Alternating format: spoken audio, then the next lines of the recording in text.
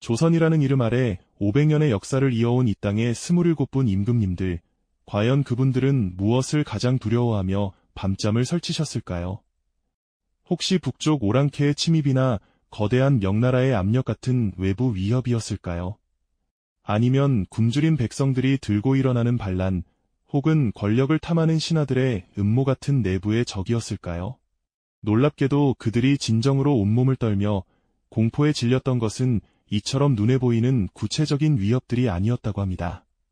임금님들의 가장 깊은 내면에 뿌리 박힌 두려움의 정체는 바로 애써 쌓아올린 모든 것이 속절없이 무너져 내리는 혼돈, 즉 통제불능의 상황 그 자체였다고 하죠. 우리는 오늘 단순한 역사적 사실의 나열을 넘어 조선왕들이 품었던 가장 근원적인 심리적 공포를 함께 파헤쳐 볼 겁니다. 그들의 통치 철학 뒤에, 그리고 수많은 역사적 결정 뒤에 숨겨진 진짜 이유가 무엇이었는지 그 베일을 벗겨내는 여정 속으로 함께 떠나보시죠. 이야기는 과거의 기록을 넘어 예측 불가능한 시대를 살아가는 우리에게도 깊은 울림을 전해줄 겁니다. 자, 그렇다면 조선의 왕들이 이토록 두려워했던 혼돈의 실체는 대체 무엇이었을까요? 겉으로 보기엔 왕들은 끊임없이 외침과 반란, 그리고 사대부 신하들의 끈질긴 견제, 심지어는 백성들을 휩쓰는 역병과 가뭄 같은 자연재해와도 싸워야 했습니다. 굳건해 보이던 왕조의 기반을 흔들 수 있는 수많은 위협들이 늘 도사리고 있었죠. 하지만 이러한 표면적인 위협들은 사실 왕들이 진정으로 떨었던 그 거대한 두려움을 예고하는 불길한 징후에 불과했습니다. 마치 작은 균열이 거대한 댐의 붕괴를 알리는 전조인 것처럼 말이죠. 왕의 권위가 흔들리고 왕조의 정통성이 의심받는 상황은 임금님들에게는 존재 자체를 위협하는 근원적인 불안감을 안겨주었을 겁니다. 조선이라는 나라는 유교적 이상을 바탕으로 세워진 나라였기에 왕은 단순히 권력을 가진 자가 아니라 하늘의 명을 받아 백성을 다스리는 존재, 즉 천명을 받은 군주였습니다.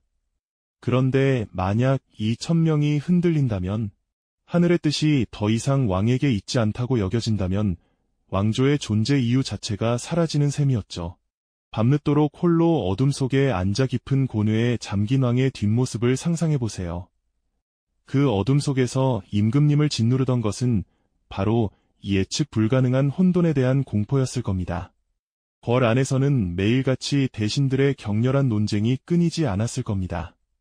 왕의 명을 거스르는 듯한 신하들의 끈질긴 상소와 첨예한 대립 속에서 왕은 때로는 침묵하며 그들의 기세를 가늠해야 했겠죠.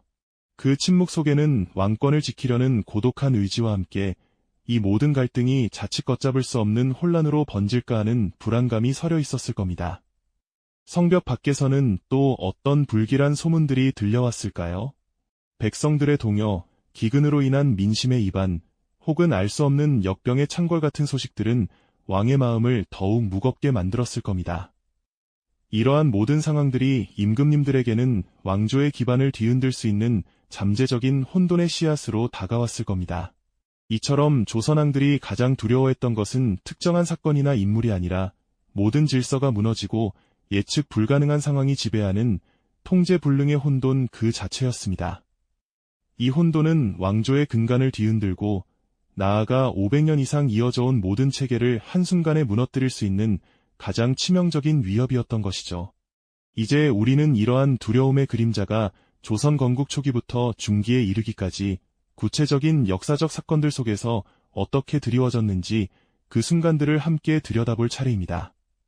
왕자의 난과 같은 피비린내 나는 권력투쟁 속에서, 혹은 무고한 살인들이 숙청당했던 사화의 광풍 속에서, 또 임진왜란 직전에 극심한 정치적 혼란 속에서 왕들은 과연 어떤 심정이었을까요? 피 묻은 칼을 든 이방원의 섯을 펄은 눈빛 앞에서, 혹은 피바람이 부는 궐 안에서 사랑하는 신하들이 쓰러져가는 모습을 지켜보며 왕들은 얼마나 큰 무력감과 통제 상실의 위기감을 느꼈을까요?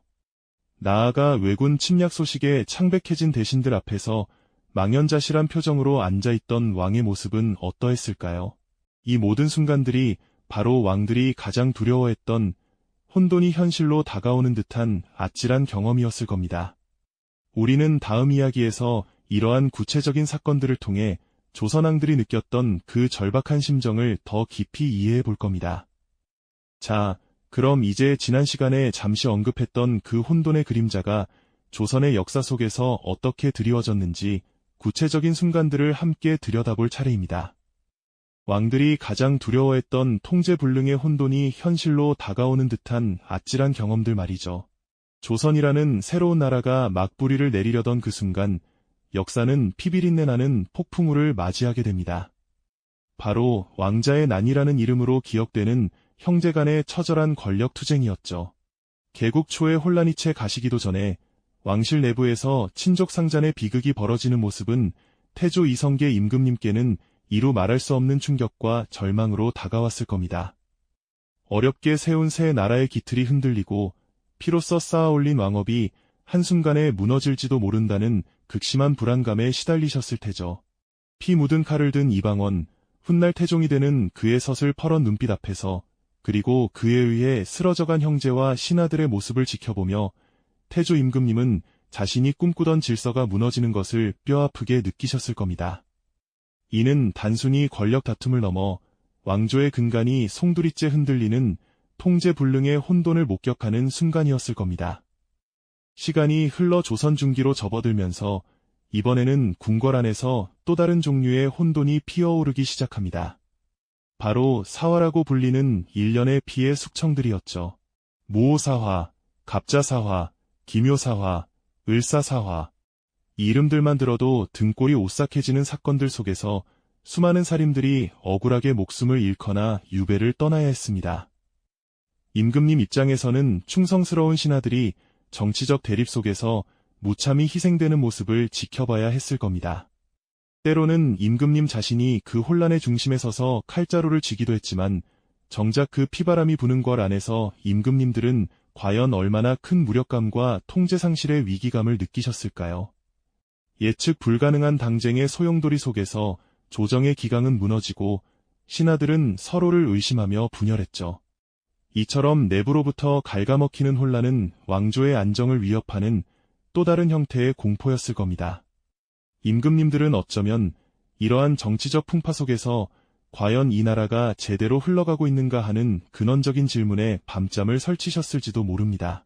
그리고 조선의 역사는 또 한 번 거대한 파도가 밀려오기 직전의 고요 속에서 극심한 혼란을 겪게 됩니다. 바로 임진왜란 직전의 상황이었죠. 외국의 침략 징후는 곳곳에서 포착되었지만 조정은 극심한 당쟁과 무능으로 인해 아무런 대비도 하지 못했습니다. 일본의 사신을 통해 직접적인 경고가 전해지고 심지어 이순신 장군 같은 인물들이 거듭하여 병비를 갖출 것을 주장했음에도 불구하고 조정은 갈피를 잡지 못했습니다. 임금님은 창백해진 대신들 앞에서 망연자실한 표정으로 앉아 계셨을 겁니다. 다가오는 거대한 위협을 인지하고 있음에도 불구하고 내부의 분열과 무기력함 때문에 아무것도 할 수 없는 상황. 이것이야말로 왕들이 가장 두려워했던 통제불능의 혼돈이 현실로 다가오는 아찔한 경험이었을 겁니다. 국가의 존망이 걸린 위기 앞에서 임금님은 자신의 손에서 모든 통제권이 벗어나고 있음을 뼈저리게 느끼셨을 겁니다. 마치 거대한 폭풍이 몰아치는데도 돛담배의 키를 잡지 못하고 파도에 몸을 맡겨야 하는 무력감과 같았을 테죠. 이처럼 왕자의 난이라는 피비린내 나는 권력투쟁, 사화의 광풍 속에서 무고한 살인들이 쓰러져가는 모습, 그리고 임진왜란 직전에 극심한 정치적 혼란 속에서 왕들은 모두가 가장 두려워했던 혼돈이 현실로 다가오는 순간들을 직접 마주하셨습니다. 이 순간들은 왕조의 근간을 뒤흔들고 500년 넘게 이어질 역사의 흐름을 한순간에 뒤바꿀 수도 있는 가장 치명적인 위협이었던 것이죠. 이 경험을 통해 왕들은 무엇을 배우고 또 무엇을 필사적으로 지키려 했을까요? 다음 이야기에서는 이러한 혼돈에 맞서 왕들이 어떤 노력을 펼쳤는지 더 깊이 들어가 볼 겁니다. 혼돈의 그림자 속에서 왕들은 마냥 좌절하고만 있었던 것은 아닙니다. 오히려 그들은 왕조의 근간을 뒤흔드는 이 두려움에 맞서기 위해 필사적인 노력을 기울였죠. 그들의 통치 전략 하나하나에는 이러한 혼돈을 막아내고 나라를 굳건히 지키려는 간절한 염원이 담겨 있었습니다. 가장 먼저 왕들은 흐트러진 질서를 바로잡고 강력한 왕권을 확립하려 애썼습니다. 단순히 개인적인 권력을 탐해서가 아니었죠. 흔들리는 나라의 중심을 잡고 신하들의 파벌 싸움 속에서 갈피를 잃지 않기 위한 어쩌면 고독한 몸부림이었다고 할 수 있습니다. 조선은 유교를 통치 이념으로 삼은 나라였기에 왕은 단순한 지배자를 넘어 도덕적 모범이자 국가의 정신적 지주가 되어야 했습니다. 그래서 왕들은 학문 탐구에도 게을리하지 않았습니다. 경연에서 신하들과 밤늦도록 학문을 논하고 고전의 가르침을 되새기며 스스로를 수양하는 일은 그들에게 단순한 의무가 아니었죠. 이는 왕의 정통성을 강화하고 백성들에게 신뢰를 얻어 혼란을 미연에 방지하려는 지혜로운 시도였습니다. 마치 험한 바다 위에서 등대가 되어 배를 안전하게 이끌어야 하는 선장처럼 말이죠. 또한 왕들은 무너진 백성들의 삶을 보듬고 민생을 안정시키는 데에도 전력을 다했습니다. 기근이나 역병이 돌 때면 구휼 정책을 펼치고 부당한 세금 제도를 개혁하여 백성들의 고통을 덜어주려 애썼습니다. 백성들의 삶이 안정되어야만 사회 전체의 동요를 막을 수 있다는 것을 그들은 뼈저리게 알고 있었을 테니까요. 민심이 곧 천심이라는 말을 되새기며 왕들은 백성들의 작은 목소리에도 귀 기울이려 노력했습니다. 이는 단순히 인정을 베푸는 행위를 넘어 왕조의 뿌리를 튼튼히 하고 혼돈의 싹을 잘라내기 위한 가장 근본적인 방책이었다고 볼 수 있습니다. 그리고 체계적인 법과 제도를 정비하여 예측 불가능한 상황을 최소화하려 했습니다. 법전 편찬을 독려하고 행정 시스템을 효율적으로 개선하는 일은 복잡한 국가 운영을 예측 가능한 틀 안에 가두려는 시도였습니다. 경국대전이나 대전통편, 대전회통과 같은 법전들은 이러한 왕들의 간절한 바람이 담긴 결과물이었죠. 마치 거대한 건축물을 지탱하는 튼튼한 기둥들처럼 법과 제도는 국가라는 거대한 배가 폭풍 속에서도 침몰하지 않도록 지탱해주는 역할을 했던 것입니다. 또한 능력 있는 인재를 적재적소에 등용하여 국정을 안정적으로 운영하려 했죠. 사심없이 나라를 위해 일할 신하들을 찾아내고 그들의 지혜를 모아 이 길을 극복하려 했습니다. 이처럼 왕들은 강력한 왕권 확립부터 법치와 제도 정비, 민생 안정 정책, 그리고 인재 등용에 이르기까지 다양한 방면에서 혼돈에 맞서는 노력을 펼쳤습니다. 이 모든 시도들은 단순히 통치를 위한 것이 아니라 왕조를 보위하고 안정된 사회 질서를 유지하기 위한 그들의 필사적인 몸부림이었던 것이죠. 왕들에게 안정과 질서는 무엇보다 중요한 가치였으며 그것을 지키기 위해 때로는 자신의 모든 것을 걸기도 했습니다. 하지만 안타깝게도 이러한 왕들의 각고의 노력에도 불구하고 조선은 피할 수 없는 혼돈의 그림자에 휩싸이게 됩니다. 왕들이 그토록 두려워했던 통제불능의 혼돈이 결국 현실이 되어버린 순간들이 찾아오고 만 것이죠. 특히 조선 후기로 접어들면서 세도 정치의 등장은 왕조의 근간을 뿌리째 흔드는 치명적인 위협으로 다가왔습니다. 왕권은 허울뿐인 존재가 되고 소수의 권력 가문이 국정을 좌지우지하며 사리사욕을 채우는 비극이 시작된 겁니다. 어린 왕들은 그저 꼭두각시처럼 앉아 있어야 했고 나라의 중요한 결정들은 그들의 손을 떠나 특정 가문의 이익을 위해 농단되었죠. 왕은 더 이상 국가의 중심이 아니었습니다. 조정은 분열되고 백성들은 고통 속에서 신음하며 동요하기 시작했습니다. 마치 썩어가는 나무처럼 조선 왕조는 내부로부터 서서히 무너져 내리고 있었던 겁니다. 여기에 설상가상으로 서양 열강의 거대한 물결이 밀려오면서 상황은 더욱 악화되었습니다. 강화도 조약 이후 조선은 개항이라는 이름 아래 서구 열강의 침략적인 압력에 무방비로 노출되었죠.